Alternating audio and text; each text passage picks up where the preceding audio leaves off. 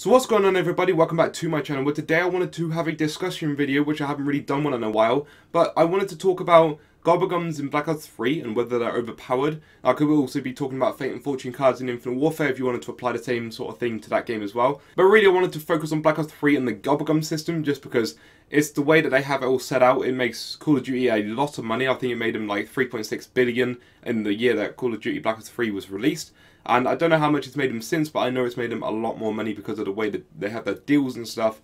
They've managed to make people like pay a lot of money for Gobblegums, in effect to pay to play better, as Radioactive puts it nicely. You can't pay to win the game because obviously you can't win, so it's not paid to win as such, but it is more paid to play better. And in my opinion, it's mostly for me to pay to have more fun in the game, because Gobblegums add in like a lot of fun aspect into the game. But like I said, I want to make this video sort of try and focus it around whether they're actually overpowered or not, try and have some arguments and whatnot.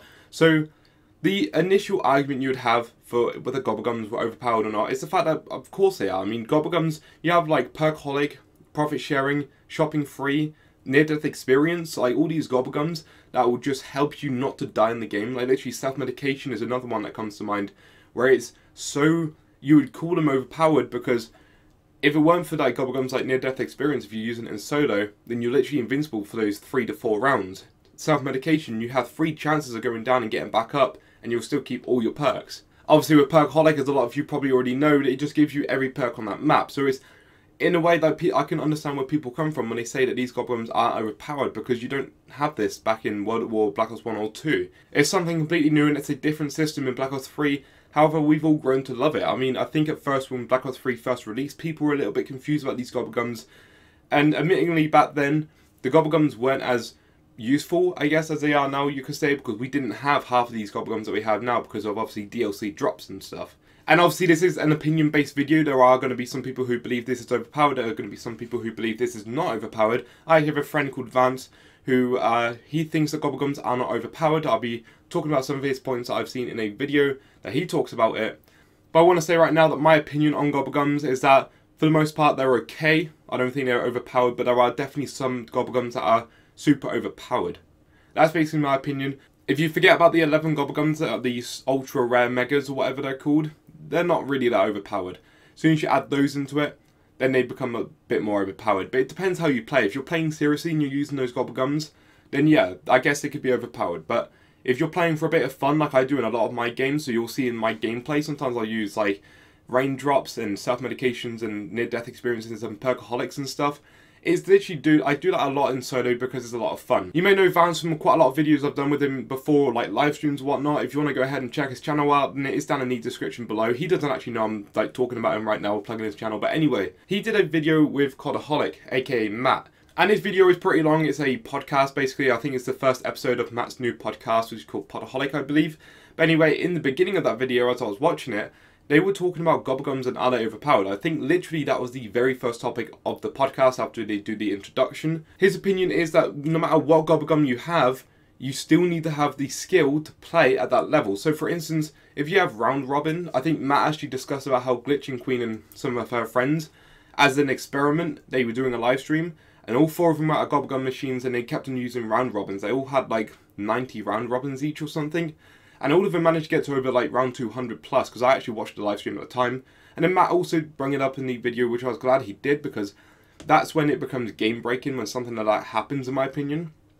But Matt was talking about this with Nathan, and Nathan's opinion was that even if that's the case, when they're on round 200 and they've used Round Robin to get all the way there, they still need the skill. If, for instance, none of them can get a Round Robin from the Gobblegum machine, they still need the skill to be able to survive that entire round as a 4-player, in order to then progress in the next round to hit the Gobblegum machine again. I guess this logic works best in a solo game, because in a 4-player game, if all 4 of you are hitting Gobblegum machine 3 times in one round, you're most likely going to get 1 player when you all have Round Robin on to actually get a Round Robin.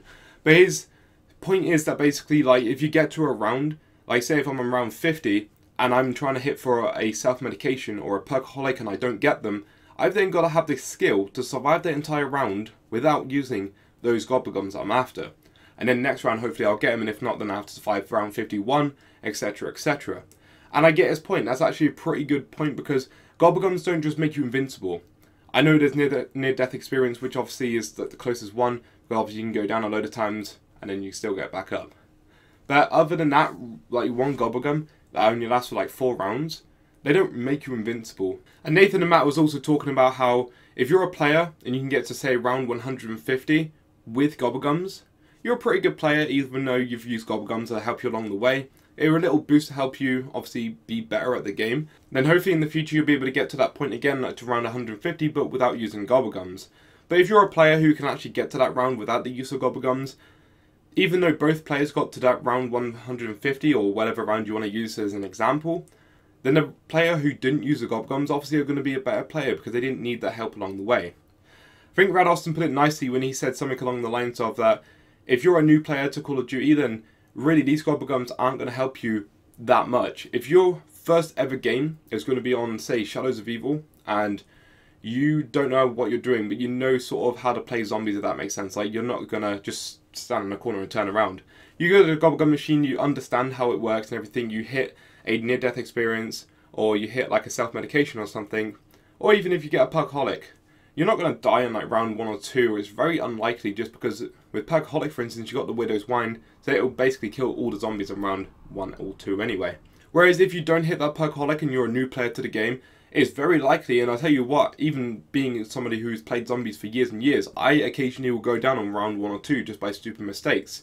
So if you're a new player, having a Perkaholic will help you just to understand the game, it'll help you get in there a little bit more, and hopefully it'll help you to feel easier about the game, especially with Black Ops 3 being quite a difficult and convoluted game. Like, there's so many weird Easter egg steps and stuff that if you want to get into that sort of thing, you've got to understand quite a lot of it and how it works. But Rad Austin says something along the lines of that Gobblegums will help brand new players get into Call of Duty Zombies. It will help the intermediate players be a little bit better, hopefully get like a couple more rounds on their already like round record or whatever. It will help the elite players just like be invincible basically. And apart from those top like 1% elite players who already know how to play the game like great, for instance like II Steve or London Project or anyone else who, you know, is a high round guy, those people admittedly can get to really high rounds, and because of which if they use the Gobblegums to help them get higher, they're basically invincible because you get to a point in zombies where I don't even know what round it would even become such a thing, but you basically get to a point in zombies where it just doesn't get any harder. The rounds will last for longer, the zombies will basically be the same strength, especially with double pack-a-punch abilities. But with Deadwire is like an infinite like strength though. No matter if the zombie's like around 1 or around 1000 strength or whatever, Deadwire will kill him just the same. So there comes to a point where the strength of the zombies don't even matter. It doesn't get any more difficult. You might get like 1 or 2 more boss zombies on the higher rounds, but really zombies don't get that more difficult, and that's why people are able to get to round 150, round 200, round 200 and whatever, like, you know, to a really high round. And like I mentioned at the beginning of this video, Gobblegums, for me, I use them mostly just to have a bit of fun. I don't really use Gobblegums like raindrops and, you know, like whatever else, like these fun Gobblegums that are really overpowered in a lot of people's eyes, and I think they're overpowered as well in some ways. I don't use these Gobblegums in a serious game, or if I'm trying to do something like, you know, serious, I'll probably use near-death experiences because, you know, it helps you out a lot. But if I'm playing a solo game or even with some friends of like a first room challenge and it's like having a bit of fun just messing around, then of course I'll, you know, go ahead and use those. But I think Gobblegums are amazing because you can change up your game so much just by the use of your 5 Gobblegums in your pack. You have like so many different strategical ways to go around different Easter egg steps, and like an example, if you watch Easter eggs for charity, you have like some people who are using Fear and Headlights on the flag step in Shadows of Evil. Amazing, it works perfectly, you can defend that flag really well. You have people in Gorod Krovi when you have to wait until next round to actually progress to get your egg done or whatever. You have people using nukes so they can make the round go faster. And definitely for speed running, Gobblegums can help you out a hell of a lot. Shopping free, for instance, get the whole map opened up, you can get yourself some perks or pack-a-punch or whatever you can do within that 1 minute of shopping free. Again, helps you out a lot, so for speed running, Gobblegums are really useful. And again, for like strategical moves, again, Gobblegums will help you out. Another argument that people have about Gobblegums, it'll probably be one of my last points, is the fact that with Gobblegums, whether you find them overpowered, whether you think that they're just whatever, if you don't want to use them, you have the option of not using them, which is the great thing about Gobblegums, really, in my opinion.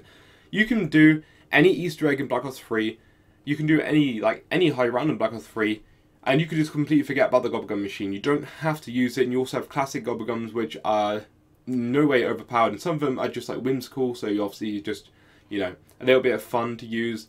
But it's not a paramount thing that you have to actually use them. They're just there in case you want to use them, and that's what I think is the main thing that's made this work. If you had a game that was super difficult and you had to use a perkaholic, otherwise you will definitely die at like round 10 or whatever. If you had to use any other Gobblegum, excluding Anywhere But Here on Zetsubou No Shima, I literally think the Gobblegum is a choice that you can use. You don't really need to spend money to play the game like any better. Like I said, it's a choice. It's your choice whether you want to spin for the Gobblegum machine and like get whatever Gobblegum in your game. I think most people use it now because it's just there and it's an option that, you know, makes your game even better. Like I say, because of the fact you got so many Gobblegums, it's a very diverse thing to use in your game, so you can have your gameplay change up in so many different ways. And because of that, I feel like Black Ops 3 has lasted a lot longer, because honestly the maps would feel so similar if you didn't have Gobblegums. Without Gobblegums, there would be nothing that would really change at the gameplay unless you play the map differently.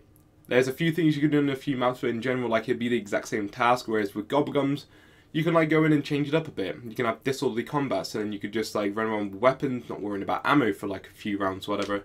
Like I said, I personally believe that there are certain Gobblegums, there's probably about 9 Gobblegums I would say that are overpowered, or at least can be seen as overpowered. Honestly, the rest of them aren't really like classed as overpowered, and I know I've did a top 10 overpowered Gobblegums, and there are some that you could say is overpowered or whatever compared to World at War, Black Ops 1 and Black Ops 2. However, in general, like, these Gobblegums are just there to help you get better at the game. And again, like I said, you don't need to use them if you don't like want to use them. You can play the game just like you did back in other previous Call of Duty Zombies. And because of the fact that you have the option of using Gobblegums or the option to not use Gobblegums, I don't think that they're really that overpowered, for the most part anyway. Do let me know what you guys think down in the comments below. I'd like to see what you guys think. Like I said, this is a discussion video. I don't really do that many of them, but I like to just sit down and talk to the camera, and I'd like to do more discussion videos. I just don't really have that many topics, and I try to do original topics when I like to do them. So again, if you have any ideas for like discussion videos or whatever about Call of Duty Zombies, go ahead, comment them down below, and I'll keep them in mind for another video idea. Other than that, have a great day. Thank you all so much for watching the video. Hope you enjoyed. If you did, leave a like rating and subscribe if you're new around here. And as always, I'll catch you guys next time. Peace out.